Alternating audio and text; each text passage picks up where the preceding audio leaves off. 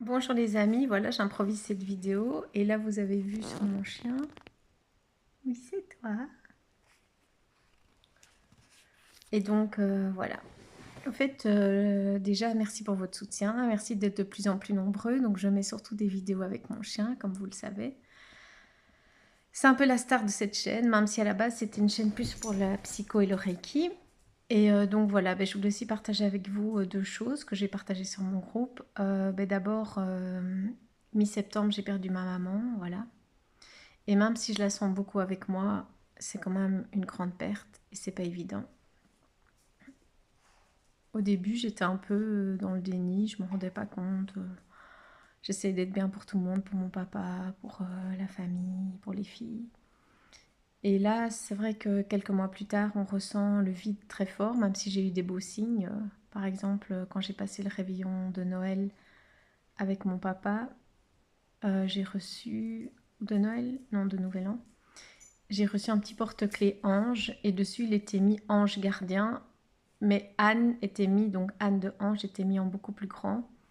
Et Anne c'est le prénom de ma maman, donc moi j'ai tout de suite vu le signe, même si mon papa il me l'a offert comme ça de bon cœur. Voilà, des petits signes j'en ai plein. C'est comme mon chien qui est parti trop tôt, Lucky. Hier je vais au yoga, il y a une fille qui a un grand t-shirt où il est mis Lucky, trop bien. Enfin voilà, des signes ils sont là, mais après ça ne remplace pas la maman. Et moi la maternité c'est un thème très présent. J'ai arrêté de travailler pour m'occuper de mes filles. Là, je travaille avec plein de bébés, j'adore. Voilà, j'essaye d'être au mieux pour mes filles qui grandissent, de leur laisser leur liberté. Elles sont très autonomes, mais par moments, voilà, il y a ce vide.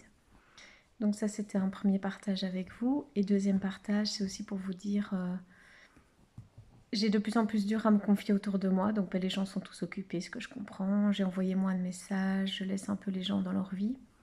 Mais quand je prends le temps de m'ouvrir à quelqu'un, surtout en ce qui concerne la santé, si encore ça concerne une proche, il y a des stress et tout, mais j'aime qu'on m'écoute de manière ok quoi. Et si la personne, je le sens de toute façon, même si c'est par téléphone, elle fait autre chose, en même temps, je trouve ça vraiment un manque de respect grave. Et moi, ça me fait mal au cœur parce que pour moi, c'est un cadeau de s'ouvrir à l'autre. C'est pas je me décharge et puis je passe à autre chose. Non, c'est je m'ouvre à toi. C'était important pour moi et j'ai envie voilà, que tu m'aides aussi, peut-être quelque part un peu par rapport à ça. En tout cas, l'écoute, la présence, ça fait du bien. Et là, sentir qu'on m'écoute à moitié, surtout pour des thèmes importants, ouais, ça me va loin, vraiment. Et donc voilà. Et sinon, il y a des personnes qui reviennent dans ma vie, mais comme c'est en lien avec les animaux, je dis oui. Et j'essaie de vraiment refaire mes priorités, donc j'essaie d'être ma priorité, de voir clair pour moi. Et je vous remonte encore une fois le chien, j'espère que vous le verrez. Mais je ne suis pas égoïste pour autant. Voilà. Sur ce, beau week-end. Et je vais rejoindre mon papa pour faire des activités. À tout bientôt.